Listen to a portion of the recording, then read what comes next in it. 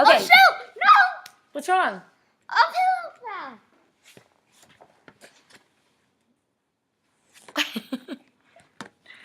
Wait, did you start? Yeah. Come on. No. Okay. So we had some technical difficulties. We're back. This is taking a really long time. So we're reading The Man with Red Eyes, Chapter 7, Wrinkle in Time. If you have this book, we're on page 130. And we're starting where we left off. So we were recording, and then somehow it got cut off. So we're not starting from the beginning. You need to watch the other video to get here, and that will make all of Chapter 7. And my guy is still in his fort. He actually added to the fort. It's a little higher than it was. Stick your hand out. Put your hand out. I see your foot. You're trying to escape.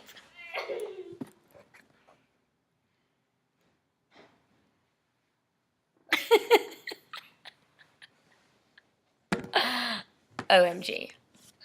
I hope you're paying attention. Yeah. Okay.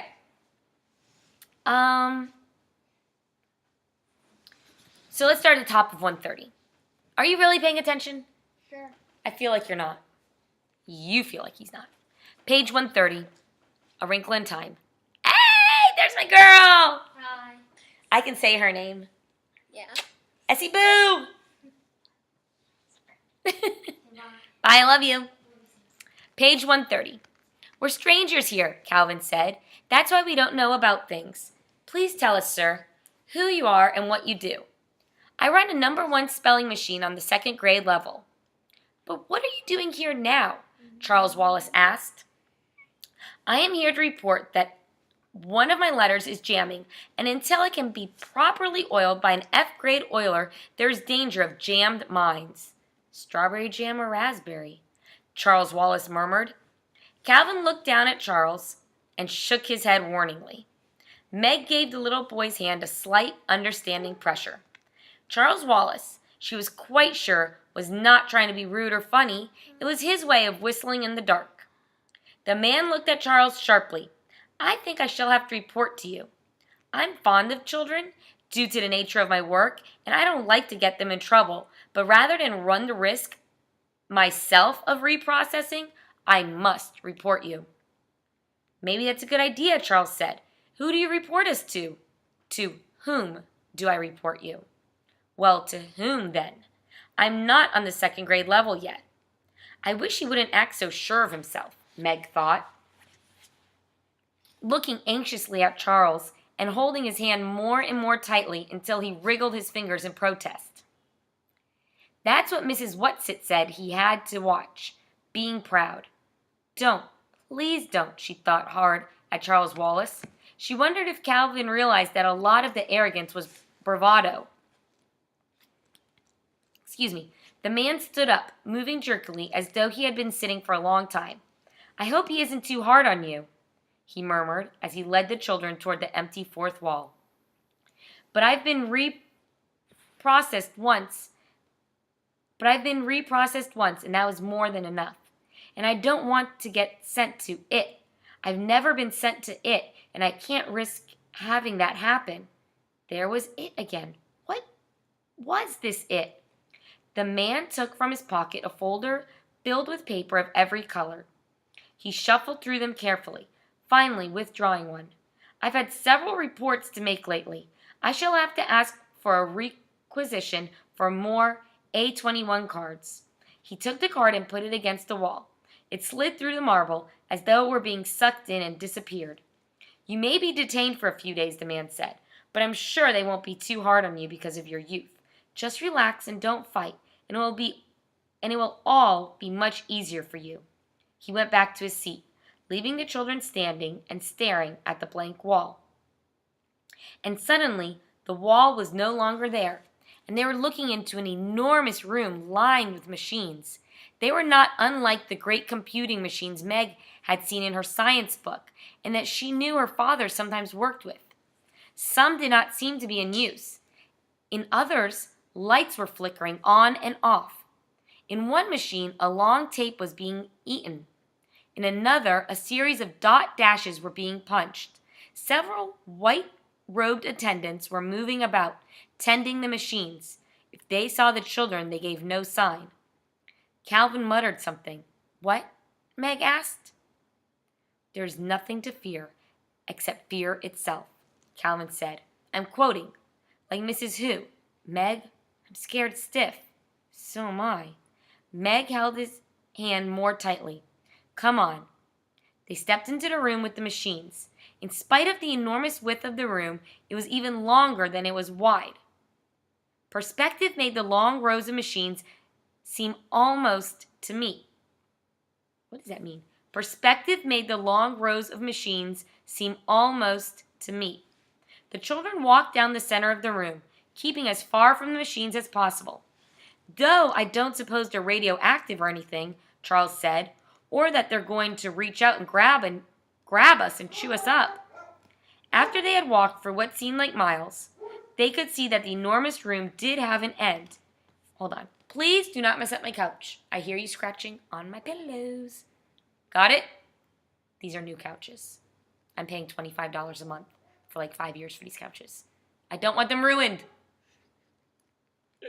No, I'm for real, okay? Thank you.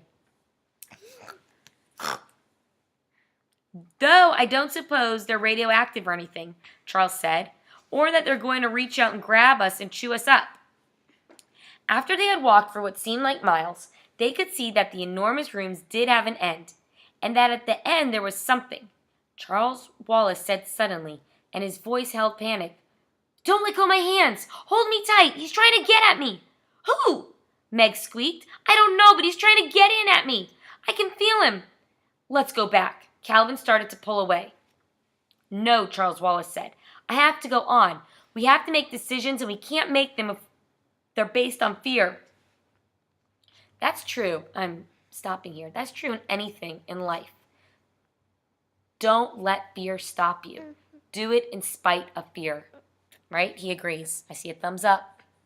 It's true. Just because don't stop it or we're going to mess up again. When you're scared of something, go at it head on. No, really. I'm scared of making this YouTube video in a way. Millions of people could be watching us. He's really scared. He's hiding. But we're still doing it. Okay. Read. What did he say? "No," Charles Wallace said. "I have to go on. We have to make decisions, and we can't make them if they're based on fear." His voice sounded old and strange and remote.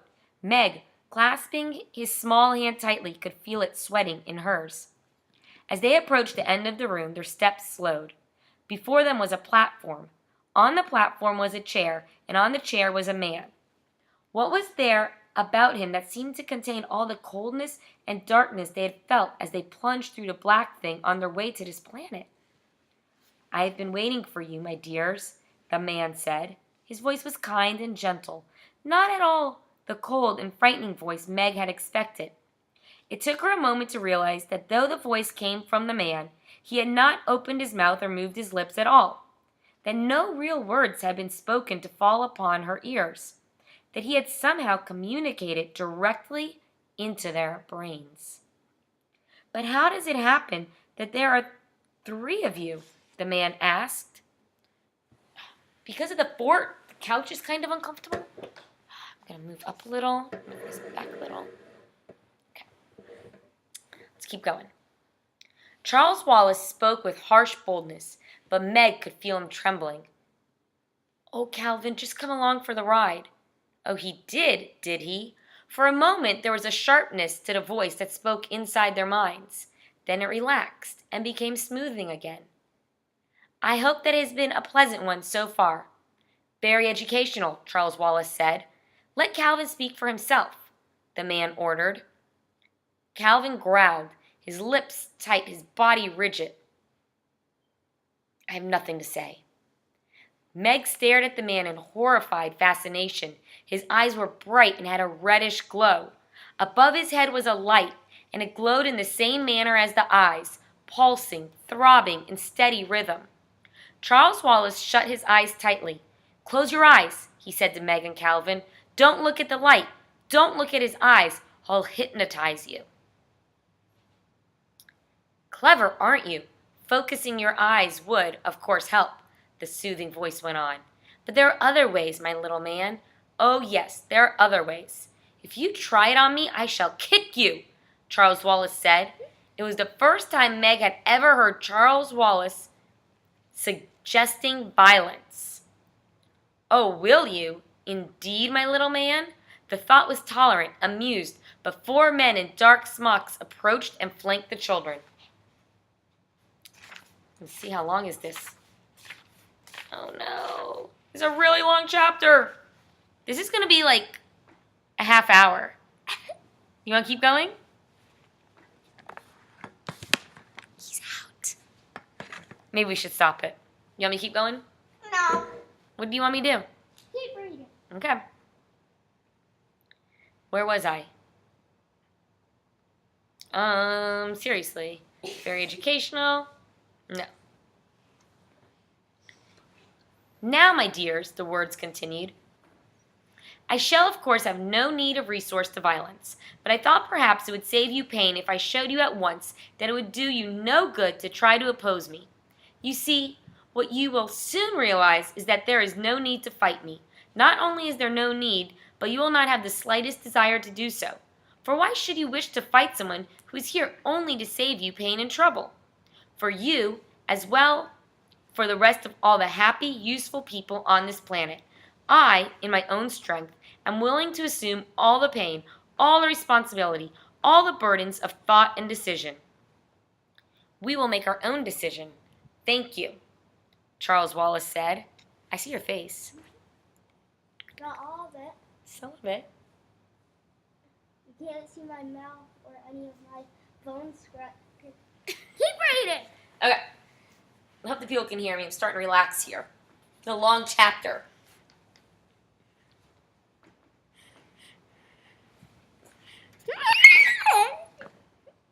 Okay. Gosh. Okay.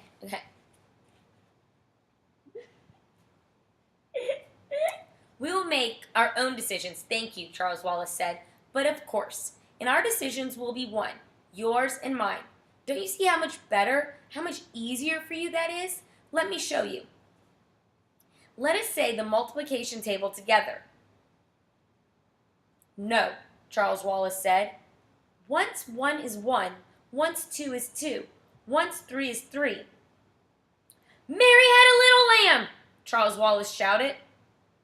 "Its fleece was white as snow." Once 4 is 4, once 5 is 5, once 6 is 6, and everywhere that Mary went the lamb was sure to go. Once 7 is 7, once 8 is 8, once 9 is 9.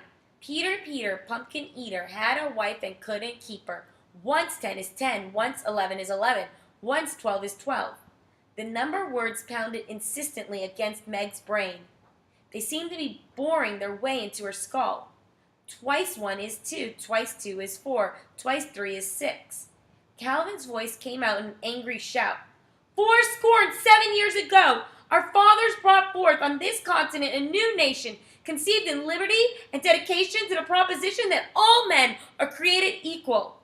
Twice 4 is 8, twice 5 is 10, twice 6 is 12. "Father!" Meg screamed. "Father!" The scream, half involuntary, jerked her mind back out of darkness. The words of the multiplication table seemed to break up into laughter. "Splendid, splendid! You have passed your preliminary test with flying colors." "You didn't think we were as easy as all that, falling for that old stuff, did you?" Charles Wallace demanded. Excuse me. Sorry. I hope not. I most sincerely hope not. But after all, you are very young and very impressionable. And the younger the better, my little man. The younger the better. Meg looked up at the fiery eyes, at the light pulsing above them, and then away.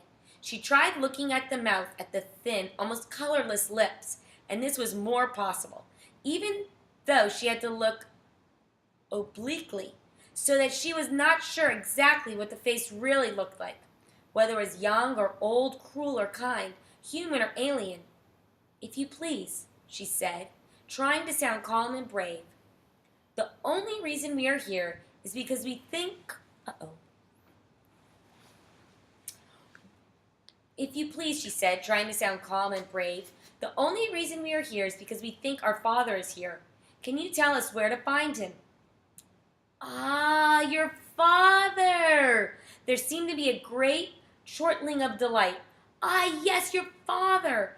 It is not can I, you know, young lady, but will I." "Will you, then?" "That depends on a number of things. Why do you want your father? Didn't you ever have a father yourself?" Meg demanded. "You don't want him for a reason. You want him because he's your father." "Ah, but he hasn't been acting very like a father lately, has he? Abandoning his wife and his 4 little children to go gallivanting off on wild adventures of his own. He was working for the government. He never have left us otherwise, and we want to see him, please, right now." "My, but the little miss is impatient." "Patience, patience, young lady." Meg did not tell the man on the chair that patience was not one of her virtues. "And by the way, my children," he continued blandly, "you don't need to vocalize verbally with me, you know. I can understand you quite as well as you can understand me." Charles Wallace put his hands on his hips defiantly. "The spoken word is one of the triumphs of man," he proclaimed, "and I intend to continue using it, particularly with people I don't trust." But his voice was shaking. Charles Wallace, who even as an infant had seldom cried, was near tears. "And you don't trust me? What reason have you given us to trust you? What cause have I given for distrust?" The thin lips curled slightly. Suddenly Charles Wallace darted forward and hit the man as hard as he could, which was fairly hard, as he had had a good deal of coaching from the twins. "Charles!" Meg screamed. The men in dark smocks moved smoothly but with swiftness to Charles. The man in the chair casually raised one finger, and the men dropped back. "Hold it! Hold it!" Calvin whispered, and together he and Meg darted forward and grabbed Charles Wallace, pulling him back from the platform. The man gave a wince, and the thought of his voice was a little breathless, as though Charles Wallace's punch had succeeded in winding him. "May I ask you why you did that?" "Because you aren't you," Charles Wallace said. "I'm not sure what you are, but you," he pointed to the man on the chair, "aren't what's talking to us. I'm sorry if I hurt you. I didn't think you were real. I thought perhaps you were a robot, because I don't feel anything coming directly from you. I'm not sure where it's coming from, but it's coming through you. It isn't you." "Pretty smart, aren't you?" the thought asked, and Meg had an uncomfortable feeling that she detected a snarl. "It's not that I'm smart," Charles Wallace said, and again Meg could feel the palm of his hand sweating inside hers. "Try to find out who I am, then," the thought probed. "I have been trying," Charles Wallace said, his voice high and troubled. "I have been trying," Charles Wallace said, his voice high and troubled. "Look into my eyes. Look deep within them, and I will tell you." Thank you, Annie. "Look into my eyes. Look deep within them, and I will tell you." Charles Wallace looked quickly at Meg and Calvin, then said, as though to himself, "I have to," and focused his clear blue eyes on the red ones of the man in the chair. Meg looked not at the man, but at her brother. After a moment, it seemed that his eyes were no longer focusing. The pupils grew smaller and smaller, as though he were looking into an intensely bright light, until they seemed to close entirely, until his eyes were nothing but an opaque blue. He slipped his hands out of Meg's and Calvin's and started walking slowly toward the man on the chair. Meg screamed, "No!" But Charles Wallace continued his slow walk forward, and she knew that he had not heard her. "No! Excuse me, no!" she screamed again and ran after him. With her inefficient flying tackle, she landed on him. She was so much larger than he that he fell sprawling, hitting his head a sharp crack against the marble floor. She knelt by him, sobbing. After a moment of lying there, as though he had been knocked out by the blow, he opened his eyes, shook his head, and sat up. Slowly, the pupils of his eyes dilated until they were back to normal, and the blood came back to his white cheeks. The man on the chair spoke directly into Meg's mind, and now there was a distinct menace to the words. "I am not pleased," he said to her. "I could very easily lose patience with you, and that, for your information, young lady, would not be good for your father. If you have the slightest desire to see your father again, you had better cooperate." Is this still recording? Yeah. Wow. My God, this is so long, Manny. Keep reading. Keep reading. Bossy pants. You're a creeper. Where were we? No, she screamed. Okay. He started to get the white back in his cheeks. Oh, the man was not pleased. Okay. He said, "If you have the slightest desire to see your father again, you had better cooperate." Meg reacted as she sometimes reacted to Mr. Jenkins at school. She scowled down at the ground in sullen fury. "It might help if you gave us something to eat," she complained. "We're all starved. If you're going to be horrible to us, you might as well give us full stomachs first." Again, the thoughts coming at her broke into laughter. "Isn't she the funny girl, though? It's lucky for you that you amuse me, my dear, or I shouldn't be so easy on you. The boys I find not nearly so diverting. Ah, well, now tell me, young lady, if I feed you, will you stop interfering with me?" "No," Meg said. "Starvation does work wonders, of course," the man told her. "I hate to use such primitive methods on you, but of course you realize that you forced them on me." "I wouldn't eat your food anyhow." Meg was still all churned up and angry, as though she were in Mr. Jenkins' office. "I wouldn't trust you." "Of course your food, being thin-setted. Stop.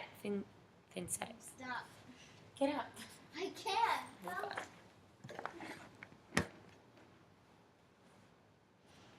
We're having a little fort issue. I can't see my back. These poor people, I have to keep reading. Are you going to stay like that? Yeah. Oh, and you can see. Oh.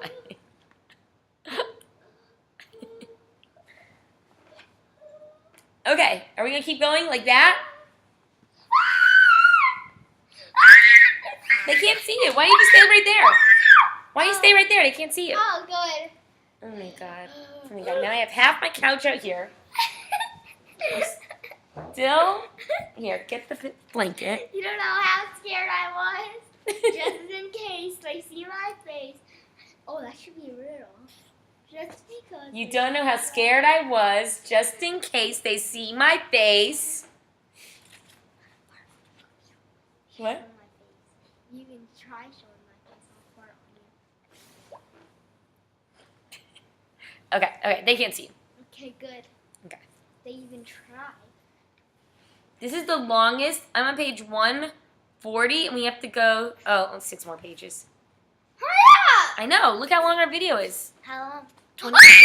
25 minutes. Did you just say that? I said shh. Shh. S-H-H-H-H.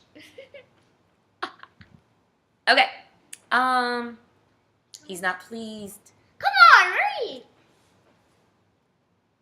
Of course, our food, being synthetic, is not superior to your messes of beans and bacon and so forth, but I assure you that it's far more nourishing, and though it has no taste of its own, A slight conditioning is all that is necessary to give you the illusion that you are eating a roast turkey dinner. This reminds me a little bit of Hunger Games. Come on, read. Okay, sorry. If I ate now, I'd throw up anyhow, Meg said. Even your arm is distracting me. Read. Stop. Yeah. Still, holding Meg's and Calvin's hands, Charles Wallace stepped forward. I'm serious. I can't. It bugs me because I am looking at it Read. out of my... Okay. Okay. Read. If I ate now, I'd throw up anyhow, Meg said, still holding Meg's and Calvin's hands. Charles Wallace stepped forward. Okay, what next? He asked the man on the chair. We've had enough of these preliminaries. Let's get on with it. That's exactly what we're doing, the man said, until your sister interfered by practically giving you a brain concussion. Shall we try again? No! Meg cried. No, Charles, please, let me do it, or Calvin. But it is only the little boy whose neurological system is complex enough. If you tried to conduct the necessary neurons, your brains would explode. And Charles's wouldn't? I think not. But there's a possibility. There's always a possibility. Then he mustn't do it. I think you'll have to grant him the right to make his own decisions. But Meg, with the dog tenacity that had so often caused her trouble, continued. You mean Calvin and I can't know who you really are? That's what's going to happen. I'm going to send this to your teacher to show your whole class. No. And then they can read chapter 7. We are. Then why am I reading to you now? Because I'll sit. Oh. But it is only the little boy whose neurological system is complex enough. If you tried to conduct the necessary neurons, your brains would explode. And Charles's wouldn't? I think not. But there's a possibility. There's always a possibility. Then he mustn't do it. I think you'll have to grant him the right to make his own decisions. But Meg, with the dog tenacity that had so often caused her trouble, continued. You mean Calvin and I can't know who you really are? Oh, no, I didn't say that. You can't know it in the same way, nor is it as important to me to have you know. Ah, here we are. It's 6:42. It's late. You know that. We have to make dinner. And I'm an invisible We have friend. only 11% on the computer. Wait, what about the office? Shh. We have a charger. Okay, good. You know I'm taking you to school early tomorrow? Why? At 5K? Is tomorrow? Okay, good. I'll pick you up about 2. I will ask my teacher to come off on early release. I'm going to pick you up at, no, not 2. 2:30. Okay. We got to go right back That's to my specials, school. That's specials. Don't go to specials. Yeah, I know. Because I don't want them to be like, call your classroom. They're not going to know you're in the classroom. And they'll be looking for you everywhere. What's your special tomorrow? Just in case. Technology. Okay. Where were we? Wait, what do you mean by pages? Like, book? Like 2 pages? No. Alright, good. Fine. No. Look. And then you have to read on your own tonight while I make dinner. I think you'll have to grant him the right to make his own decisions. Oh, we already read that like 5 times. Oh, no, I didn't say that. You can't know it in the same way, nor is it as important to me to have you know. Ah, here we are. From somewhere in the shadows appeared 4 men in dark smocks, carrying a table. It was covered with a white cloth, like the tables used by room service in hotels, and held a metal hot box containing something that smelled delicious, something that looked like a turkey dinner. There's something phony in the whole setup, Meg thought. There's definitely something rotten in this state of, do you know how to pronounce this? Camazotes. Oh, no! Here, I'll bring it to you. How do you pronounce it? Camazotes. Have they said it before in the book? No. Camazotes? There's definitely something rotten in the state of Camazotes. Again, the thought seemed to break into laughter. Of course it doesn't really smell, but isn't it as good as though it really did? I don't smell anything, Charles Wallace said. I know, young man, and think how much you're missing. This will all taste to you as though you were eating sand, but I suggest that you force it down. I'd rather not have your decisions come from the weakness of an empty stomach. The table was set up in front of them, and the dark smocked men heaped their plates with turkey and dressing and mashed potatoes and gravy, and little green peas with big yellow blobs of butter melting in them, and cranberries and sweet potatoes topped with gooey brown marshmallows, and olives and celery, and rosebud radishes, and T for timeout. I'm a preschool teacher. I always do that. T for timeout. I'm going to read that again because, like he told us, it is 6:45 p.m. It's time for dinner, and I'm going to read that with the hunger that is within me right now. Ew, you smell that? The table was set up in front of them, and the dark smocked men heaped their plates with turkey and dressing, and mashed potatoes and gravy, and little green peas with big yellow blobs of butter melting in them, and cranberries and sweet potatoes topped with gooey brown marshmallows, and olives and celery, and rosebud radishes, and Meg felt her stomach rumbling loudly. The saliva came to her mouth. Jiminy, Calvin mumbled. Chairs appeared, and the four men who had provided the feast slid back into the shadows. Charles Wallace freed his hands from Meg and Calvin and plunked himself down on one of the chairs. Come on, he said. If it's poison, it's poisoned, but I don't think it is. Calvin sat down. Meg continued to stand indecisively. Calvin took a bite. He chewed. He swallowed. He looked at Meg. If this isn't real, it's the best imitation you'll get.